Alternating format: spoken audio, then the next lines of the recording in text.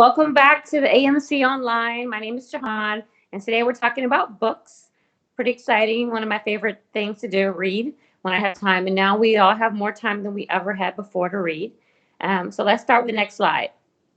So first things first, there's a website called Common Sense Media, which I also mentioned when we talked about movies. And you can also use this to look at books. If someone suggests a book, you can always check that out if it's especially for your children or someone with sensitivities to violence or different things. You can check out the ratings and see what you think about the book before you read it. There's also a website called Goodreads, which you can read other people's reviews about books, not necessarily people who have been paid to read a book, but your average reader, and you can see what they say. I don't particularly like to go on Goodreads just because I don't want to know what happens. And people on Goodreads like to do spoiler alerts, and I don't want to. I'm like to do spoiling the book without an alert. Or sometimes they'll say the whole thing and then they'll say, "Oh, spoiler alert." So I don't like to read reviews. I just want to know if the book is good, then I'll read it. So these books all deal with pandemic issues, isolation, survival, and they're easy reads, except for maybe two of them.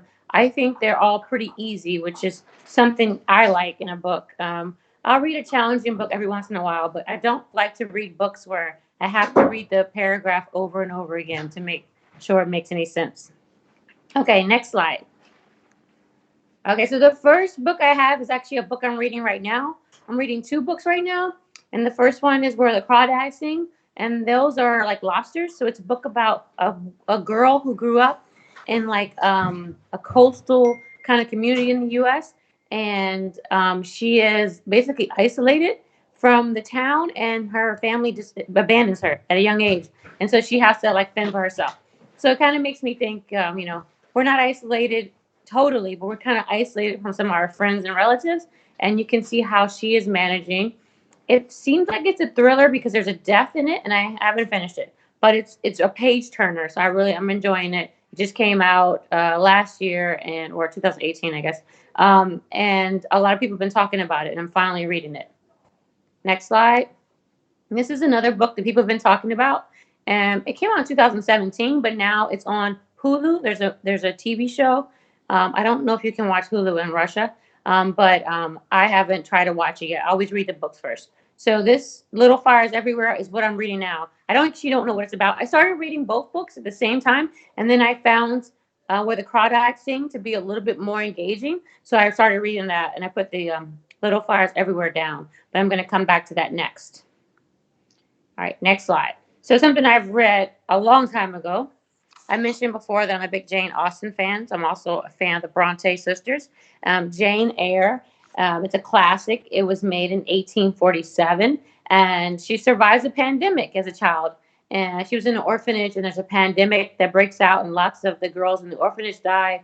And then she kind of goes through her life, and you'll see some of the twists and turns in her life, and she survives a lot. So I think a book like this is something we can read when we're trapped in our house or we're dealing with the kind of the emotional downturns of a pandemic. And you'll see happiness at the end because, I like books that end happily usually. And this is a good book. There have been lots of movies made out of it, and a lot of people have made their own versions of endings and continuations, but make sure you pick up the classic first before you read anyone else's feelings about the book. Next slide. Oh, no, sorry. We have a clip. So go back to Jane Eyre, and we have a clip of Jane Eyre. Please, let's play that now.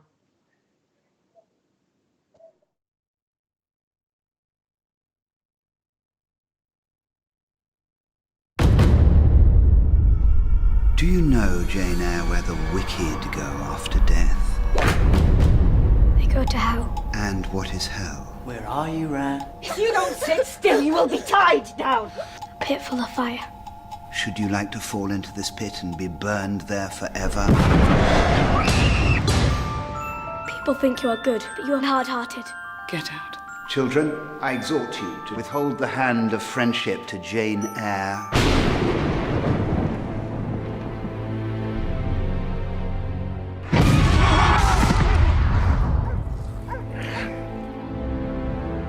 They This is a grand old house, but it can feel a little dreary.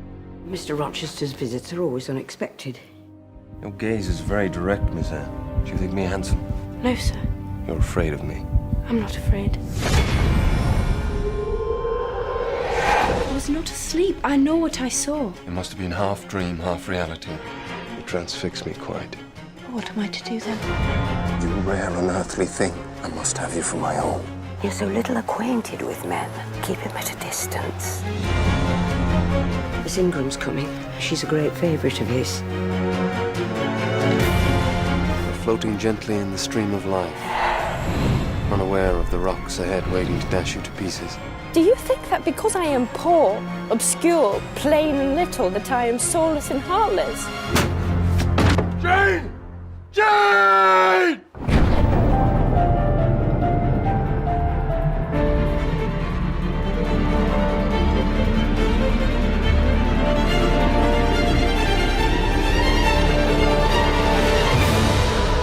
Everything seems unreal. You, sir, are most phantom-like of all. Jane.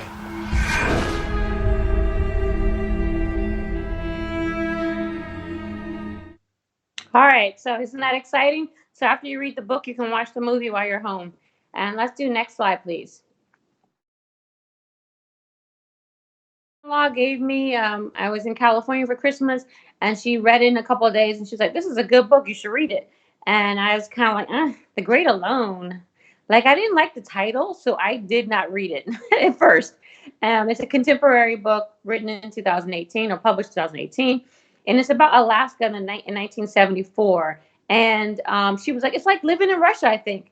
And she was right, because there's a lot of things similar. There's this family that moves off to Alaska, and basically the wilderness of Alaska, and they aren't prepared for living. It's like moving to Siberia, I would assume. They aren't prepared for living somewhere where the conditions in the winter are so rough, and they don't really know how to fish or how to cut wood or how to farm, and they depend on the community a lot to help them.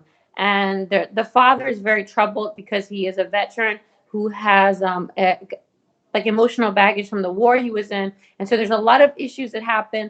And being in the darkness, the several weeks and months of darkness in the winter really affects their family. So I don't want to give any more details, but I'll just say I read the book in like less than a week.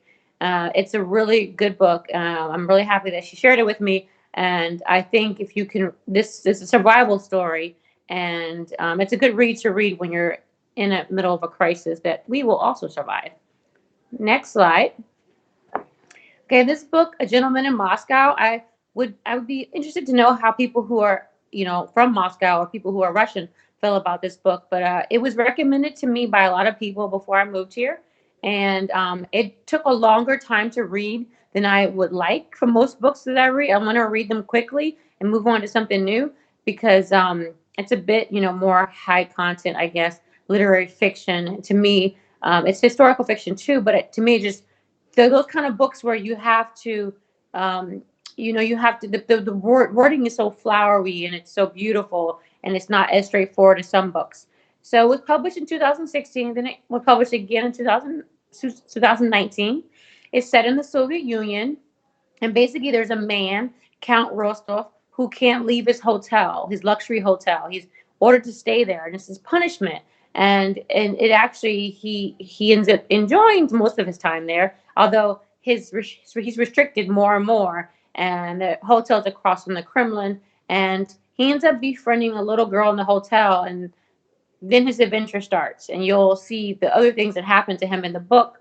Everything happens to him in the hotel. He leaves the hotel like once in the whole book. That might be a spoiler, but he has to leave, and he sneaks out. And but it's a really good book to see how someone maintains their sanity even though they have to stay in a hotel in a small room, not a fancy luxury like suite in a hotel, but a smaller room, and for their entire life. All right, next slide. Ready Player One. So this book I read in a book club. It is not a book I would have picked for myself if I was picking books to read. And I really love book clubs because a lot of times I end up reading books that I would never thought to read. And this is one of them. It's basically a book about this teenager named Wade, and it's in the future, where we do everything on the internet. So it's like I feel like we're there now, but we're not quite there compared to this book. And because like my son has his next Zoom birthday party next week. He's been going to birthday parties on Zoom. People are talking to all their family members.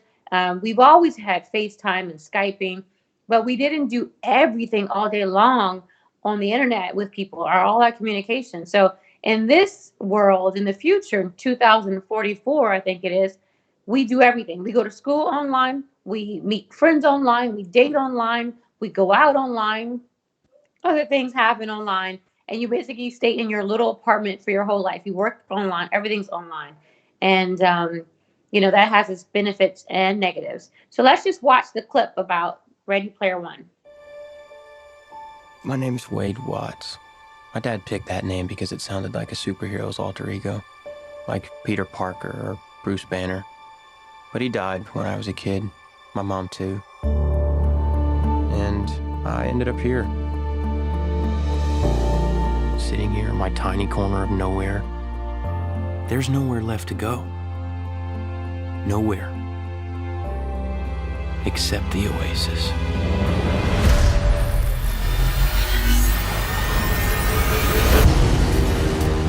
A whole virtual universe.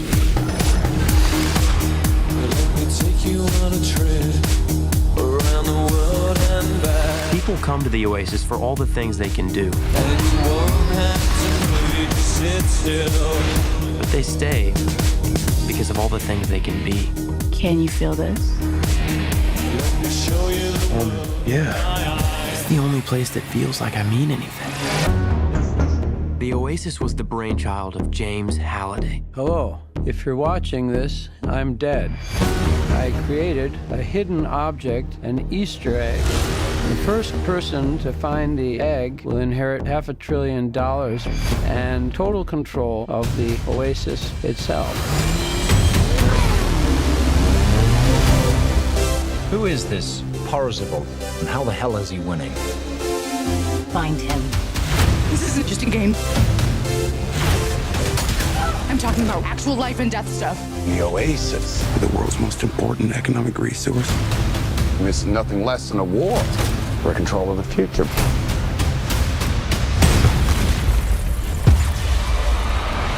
Welcome to the rebellion, Wade.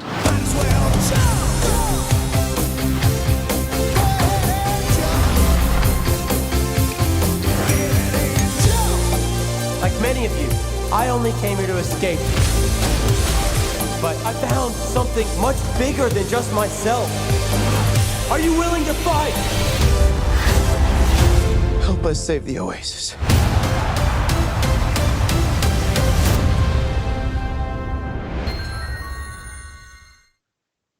All right, so read the book and then watch the movie if you get a chance. Next slide, please.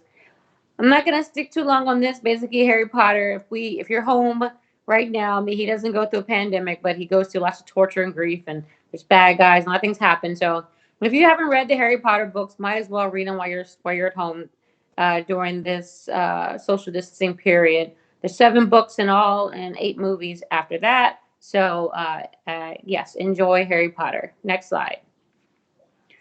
Okay, Leanne Morte writes lots of really good, quick, and easy fiction. And I just picked Big Little Lies as I liked it a lot. But all the books she writes pretty much are funny and light, but also suspenseful. So it's something you need when you're home and during this time. And I know this one HBO picked up, and they've had 2 seasons of it, and it's very successful. So basically, this one, Big Little Lies, is about a community. And I think if you have kids, maybe you don't even have to have kids, but in this community, there's several moms, and some of them are high-powered, and some are not. And then there's a death, but there's a murder, actually. And then all these things happen. And I don't want to give any tips away, but basically, you turn the page quickly, and you want to know what happens next. And it's funny and well-written. So check her out if you're looking for some light and easy fiction. Next slide.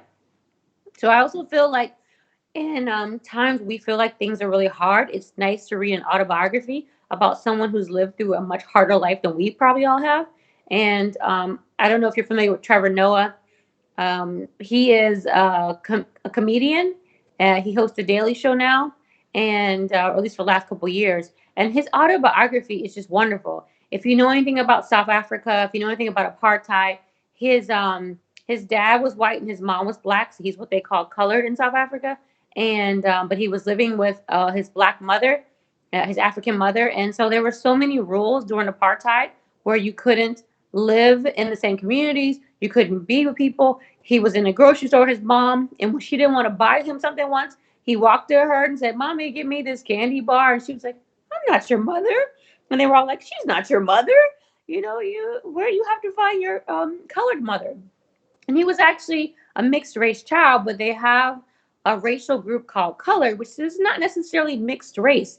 It really means they basically divided up various different peoples, and they call it colored, but it didn't necessarily mean you had one white parent and one black parent, because that was illegal. So you weren't supposed to have one white parent, one black parent. You were supposed to have two colored parents who made a colored child. So that's why the title is called Born a Crime. I highly recommend this book. The audible version is very funny. He talks about lots of his experiences, he has some international experiences, and I think right along with Cover Boy and A Long Walk to Freedom, which is about Nelson Mandela's life, these are three books I would highly recommend about South Africa, especially if you ever plan on visiting or you want to know more about apartheid. Next slide. Okay, The Girl on the Train. What better time to read a thriller and a fast-moving book than now? We're home in a pandemic. And so I really enjoy reading The Girl on the Train. There's a movie. I'm not sure why I said PG up here. There's a movie. I think it's PG-13. There's a movie based on it. It did really well. The book came out in 2015.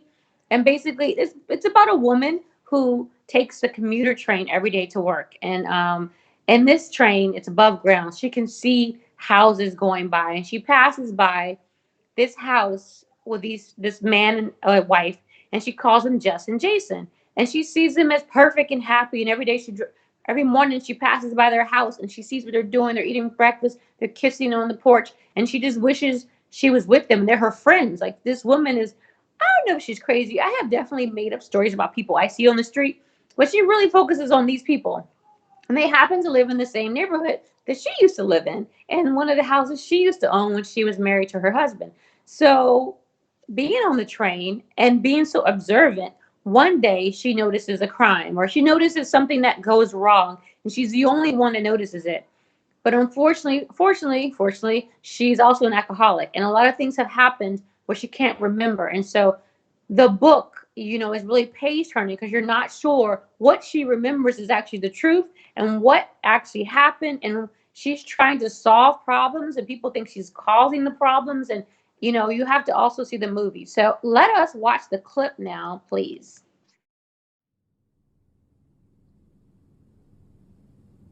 I used to watch this perfect couple. They were the embodiment of true love.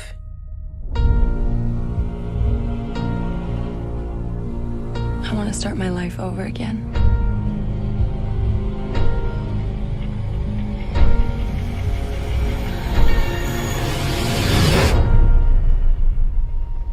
I saw her. I saw her from the train. She was with this man. Just for a second.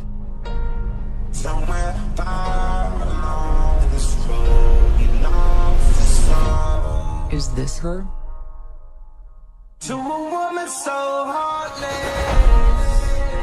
Can you tell me where you were Friday night?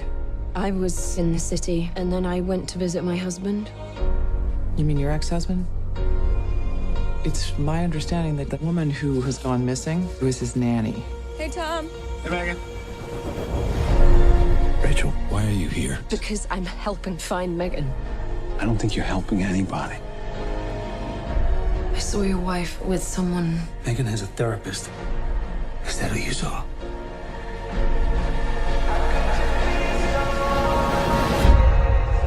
What happened that night in the tunnel? Tell me the truth. I read once that When a train hits, it can rip the clothes right off of you. How could you be so honest?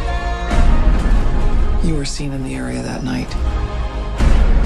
How could you be so honest? Did you murder Megan Hipwell? No. How could you be so honest? Just tell me what happened that night. How could you be so honest? Why are you here? Because I'm afraid of myself.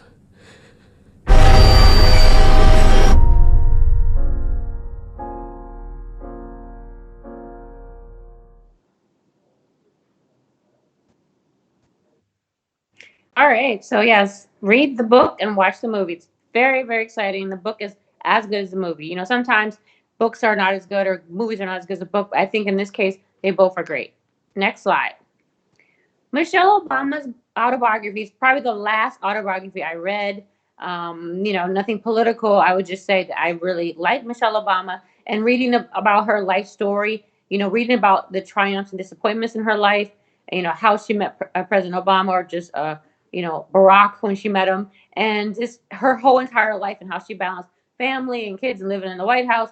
And then after that, and I just think she has a really fascinating tale. And for me, at least, she's 10 years older than me, or maybe a little bit, 10 years older than me, and she's 10 years younger than my mom. So there's like a gap in like history for me, which she covers. And a lot of things in her life that she experienced, I also experienced. Those things were still happening when I was a kid, but not to the same degree. So some things are much better. So it was just interesting to read her story. I think I read this book and I listened to it on Audible, the Audible version, because I like her voice. She's so articulate, and she tells the jokes, and you can understand it coming from her better when you hear it in her words. So I really enjoyed this memoir. Next slide, please. Okay, not as kind of enjoyable and light as And the Band Played On, but this is a very important book. For me, it's it's an unforgettable book. It basically is nonfiction, and it talks about the HIV/AIDS epidemic, mostly in the U.S., but it also covers some international issues.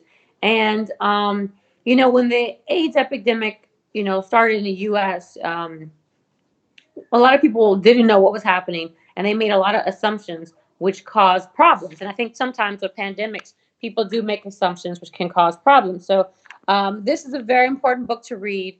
It is not easy to read in the sense that you will hear about people dying, and thousands of people died. It was the greatest health crisis of the 20th century. And a lot of people died in the beginning, and a lot of people didn't seem to know and maybe even care about all the people who were dying. And so that's why the title is called And the Band Played On, because there's like this thought that things were happening really bad around the world, and the band kept playing. You know, people kept on with their normal life, and there were people who were dying of AIDS, and people who were contracting HIV. So I won't tell you much more than to say that if you do have time and you're ready to put in some serious work and learn something, this is a good book to read during a pandemic, because we're not actually suffering like people suffered who had HIV in the beginning stages when no one knew what it was, and no one would touch them when they were dying in the hospital. And everyone assumed, you know, you would catch it in all kind of ways, and none of the ways that was actually proven. And so I think this is like a book, one of those books you have to read to be a human. I would highly recommend it. It came out in 1987, but I read the 2000 version, so I can't really comment on the first version. And I think that probably the 2000 version is the one to read, because it probably is updated. Next slide. Okay, fiction. Back to fiction. And this is a fantasy series. It's a trilogy, the Winter Night trilogy, and it's by a woman called Catherine Arden. So she's an American who spent a lot of time in Russia. I'd be interested to know what a Russian feels about these books. I really enjoyed them. Basically, she retells Russian folk tales and adds more to it. But there's Morosko, and I think he's like the Winter King. And in these books, he's the Winter King. And there's clashes between the people who believe in the spirits of the lake, or the domovoy, like the spirit of like the stove, and these different like creatures who live in the woods. And then there are people who are pushing, you know, Catholicism and Christianity, and saying you can't have these two worlds together. And those two worlds clash. And it's kind of like, I don't know if you've read the Nigerian novel Things Fall Apart. But in this instance, these things clash. But I don't want to give any spoilers, but things have to happen to resolve crises. So they don't necessarily clash, and one wins and one loses. They either both lose or they both win. So there are 3 books. It starts with The Bear and the Nightingale, then it goes to The Girl in the Tower, and then the last book is The Winter of the Witch. And the first book was published in 2017. I would love to know if anyone Russian read this book and thought they were also good, or felt like they retold fables the wrong way, or added things that weren't true. But as someone who doesn't know a lot about Russia, when I read these books before I came here, I really enjoyed them.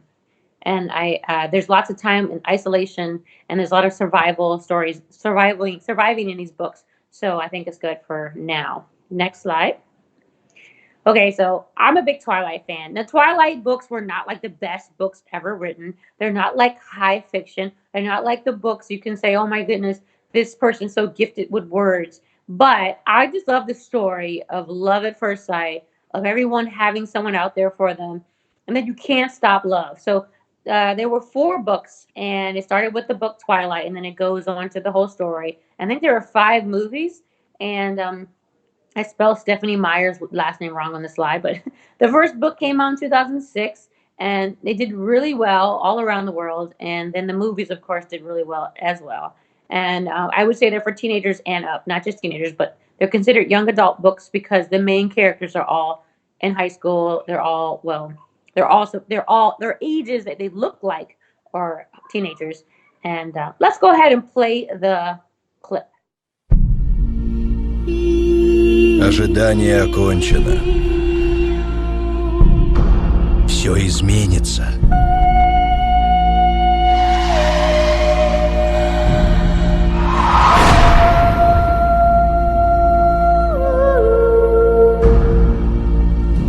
Ты нечеловечески силен. Я должна знать все.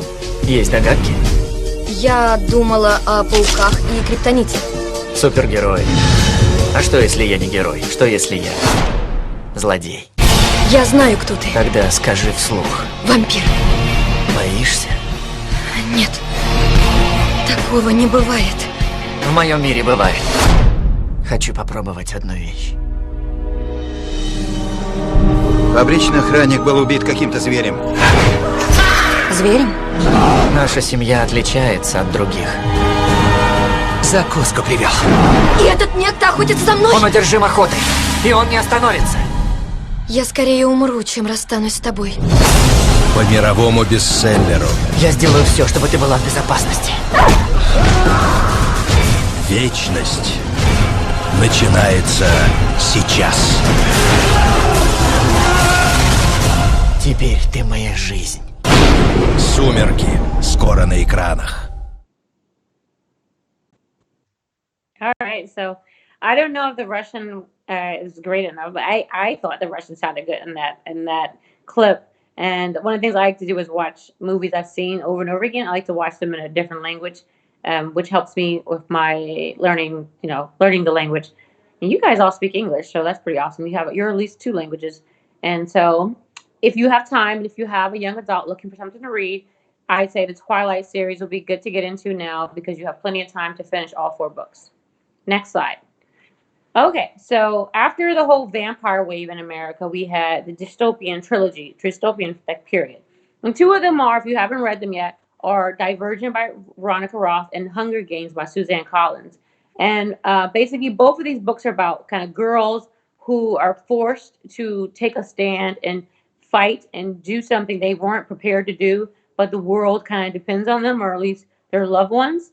So in the first one, Beatrice Pryor, it's in Chicago, and dystopian Chicago in the future. Chicago is a city in America, and everything is society is divided into 5 factions, and everyone's in a faction. You're either in, one of these various factions, and you have to pick your faction when you're 16 years old. And normally you pick the faction of your parents.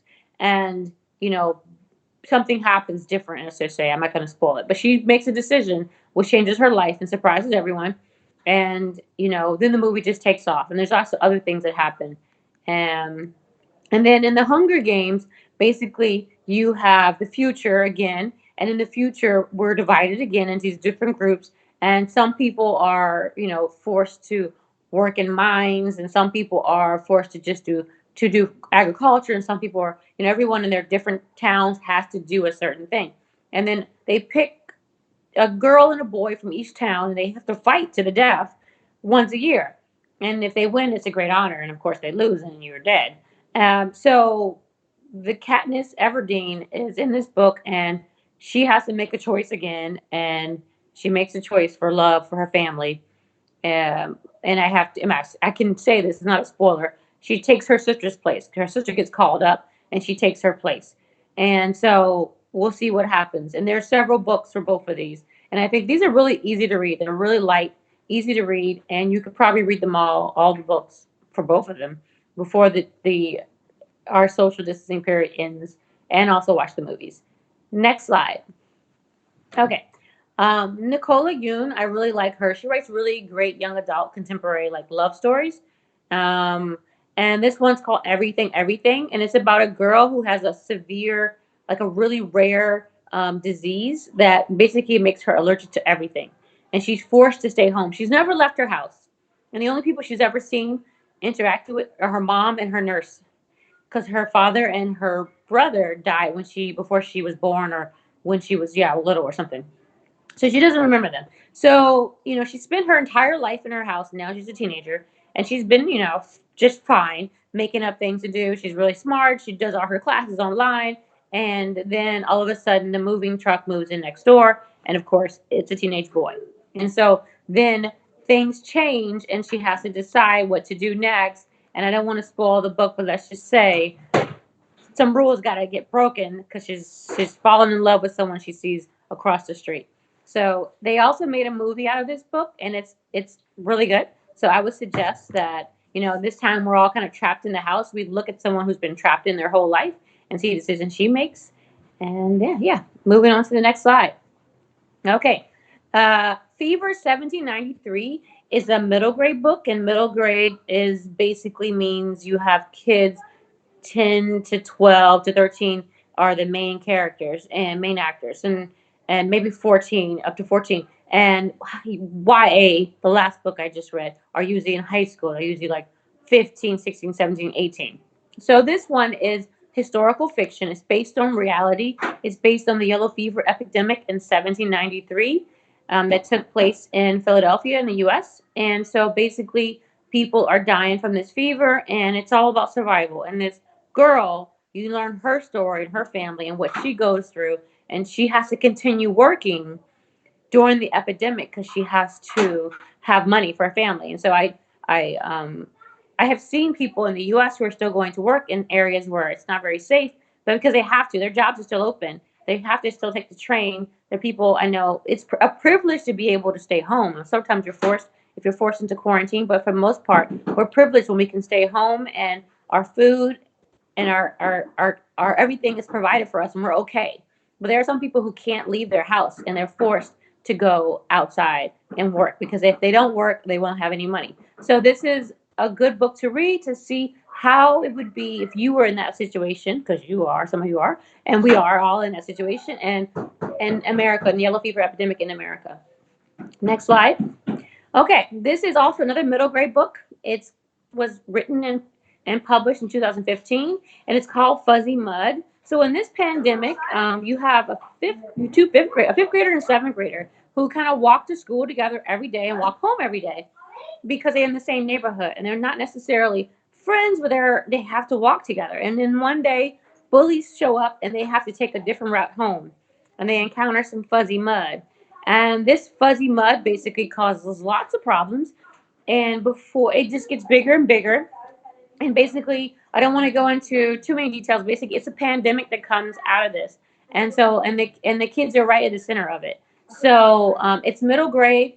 I think everyone would like to read it. It's really easy to read, but if you have a younger child who might be interested, this is a good book to have them read.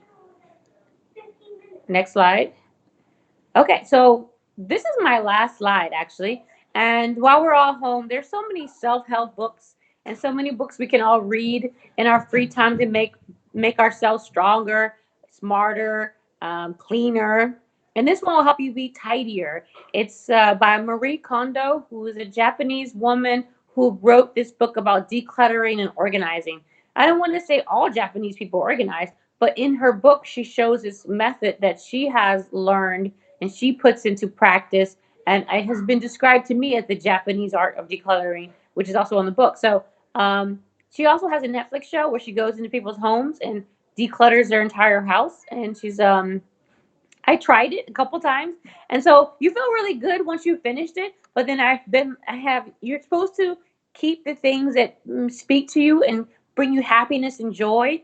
And if a shirt doesn't bring you happiness and joy, or if papers don't bring you happiness and joy, you get rid of it. And one of the problems I had was I could not find certain things like a year later, and I was like, "Where is that sweater?" And then I was like, "Oh, right, it didn't bring me happiness."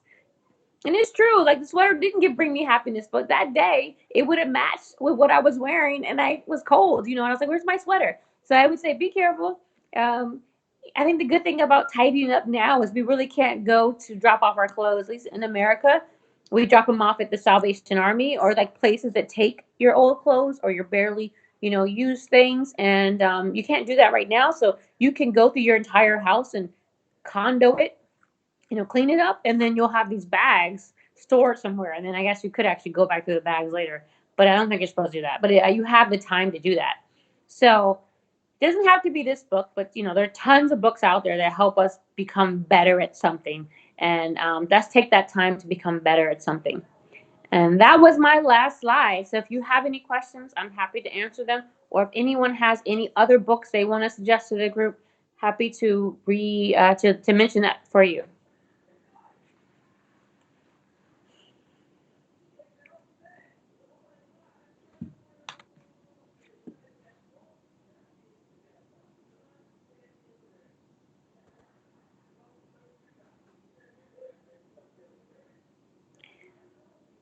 I did not see that question. I started reading the list of books, and then I didn't see what the question was. It was a question. Okay. Thank you. It's a pleasure to talk to you, Mary. I wish I could do this presentation in Russian, but then everyone would say it wasn't so much a pleasure to listen to me butcher their language.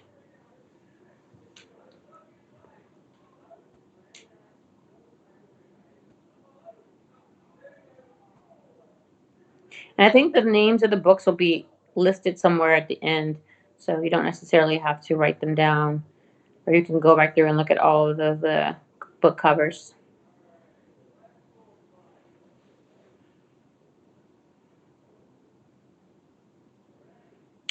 What motivational books would I recommend?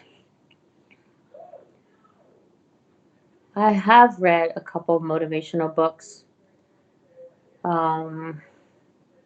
I think like right now I'm reading lots of parenting books, trying to remind myself like how, and it's several books like how to help your children without yelling and things like that. I'm trying to think motivational books. I can go to my Goodreads page and also like pull up like what I've read before. I can get another question while I do that. So I like so I got a question.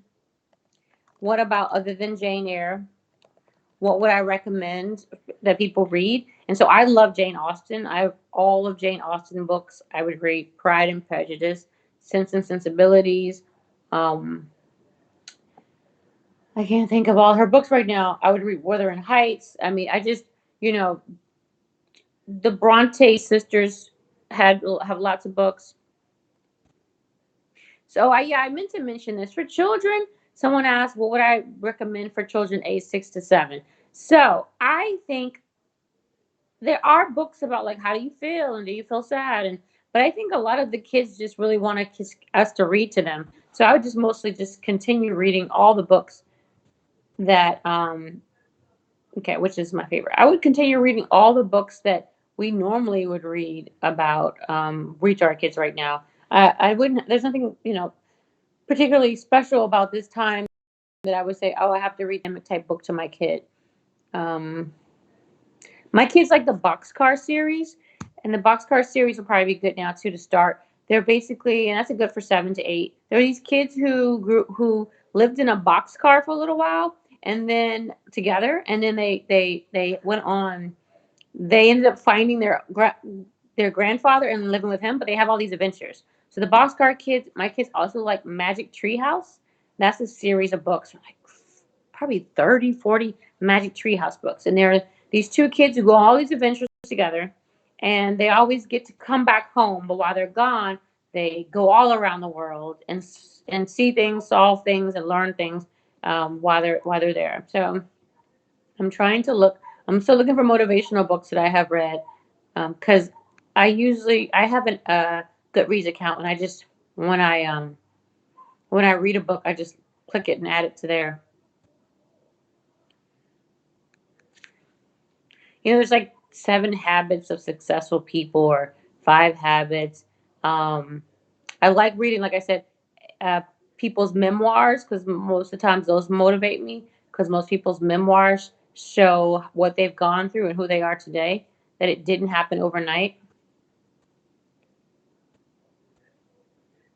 So I do like the book Don't Sweat the Small Stuff, and like in Who Moved My Cheese, books that remind me that, sometimes we get too serious about things in life and we need to just take a chill pill.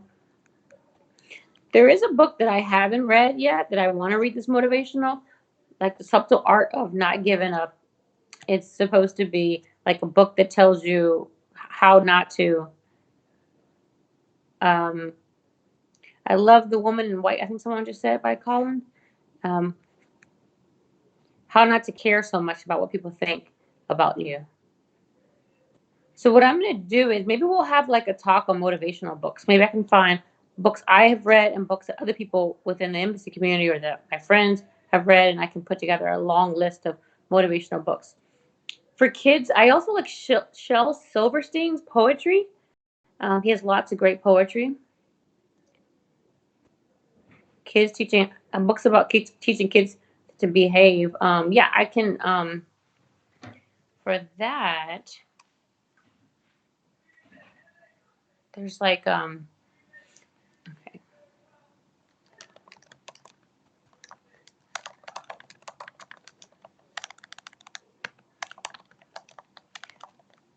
I can't remember the title exactly right now, but last year one book I read was about like the German style of parenting. So I lived in Germany for 3 years, and it was not so much about teaching your kids, but it was also kind of teaching yourself how not to be so very American.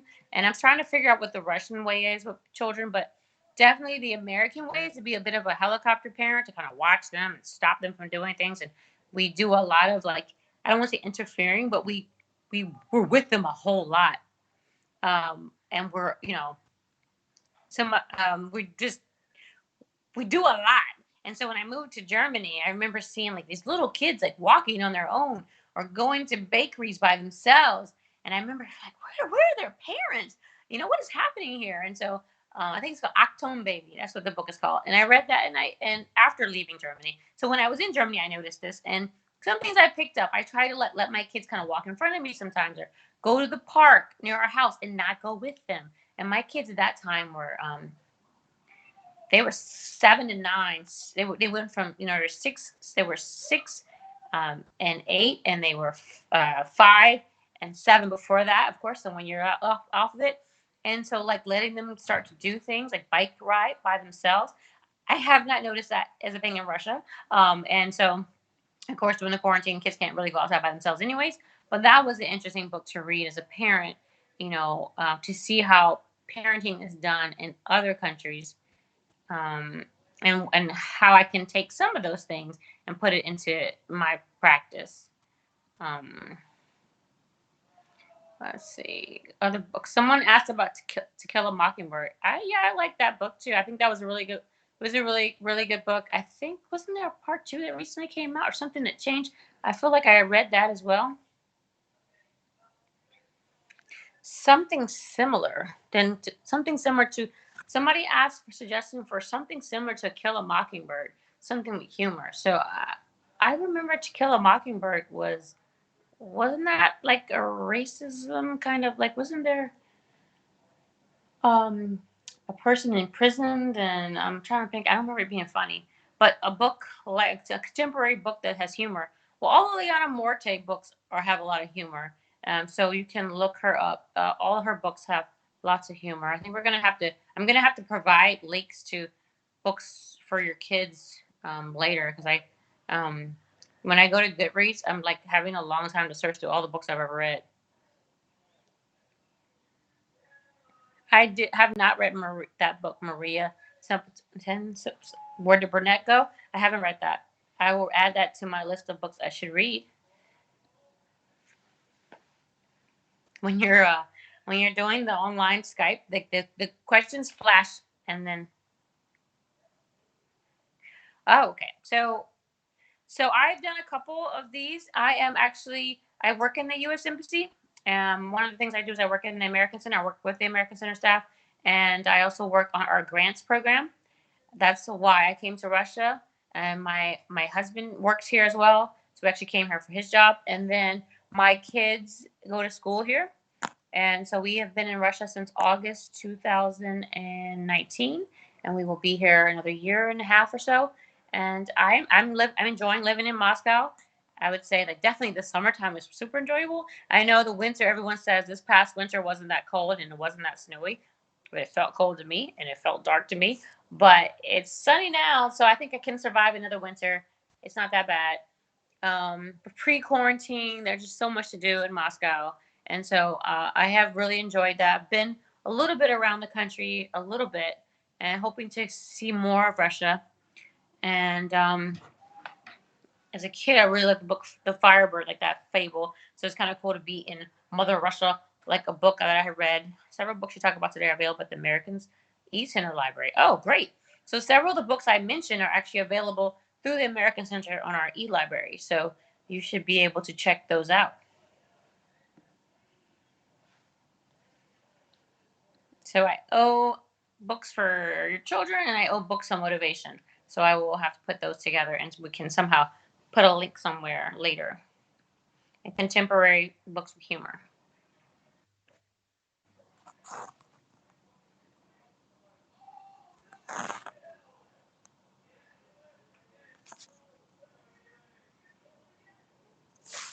Hate such a strong word. I got a question. What do I like most about Moscow, and what do I hate most? So I don't really know what I hate. I mean, I before coming here, I lived in Germany, and I really I could walk out of my front door, and in like 2 minutes I could be within a trail system in the woods. So I do miss that. I miss the ability to run in dirt and trees. I know there are trees and there is dirt, but where I live, I walk out my door and there's asphalt and there's concrete, and there's more asphalt and concrete. So I know I have to take the train and get to the park. I have to get to places to run. Whereas when my last place I lived, I could get into trails and go running easily. I could also ride my bike really easily. And I'm a little nervous about biking here. I haven't really biked a lot here because there's so many cars, and there aren't really bike lanes. So I wouldn't say I hate that, but I would say what I would change about Russia, if I could, I would just drop like some forest around where I live, which would make it impossible because then it would be Moscow, it would be somewhere else. But I would drop a forest system around me, and I would add lots of bike lanes. And what I love about Moscow, well, is the reverse. Living in Germany, everything closed like at 6 p.m. sometimes in my town. Like I would get off work and things would be closing or closed.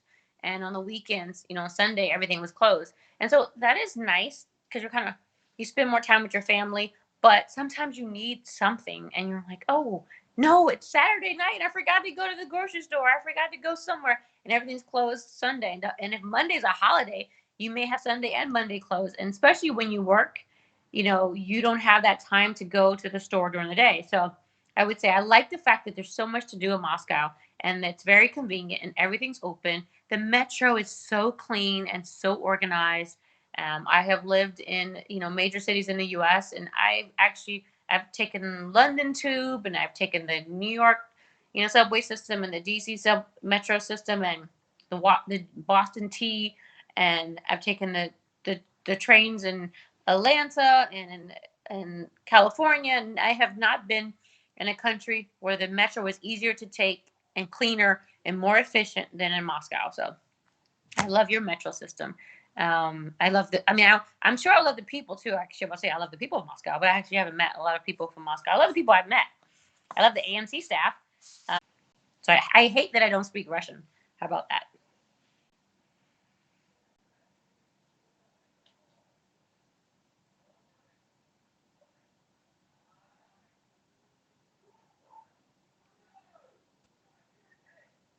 Any more questions?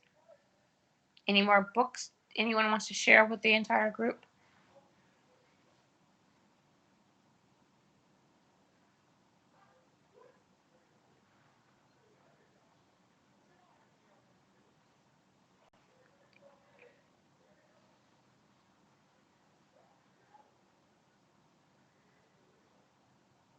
Sure. It's my pleasure. I mean, if I had to write an essay, I'm sure it would include a lot more things about Moscow.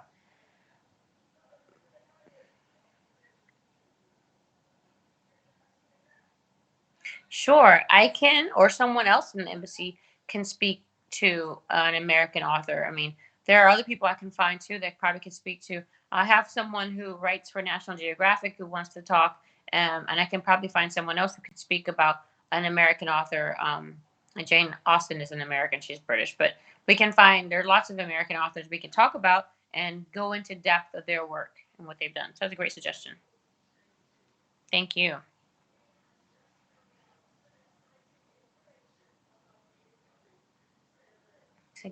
Thank you for spending your afternoon with me.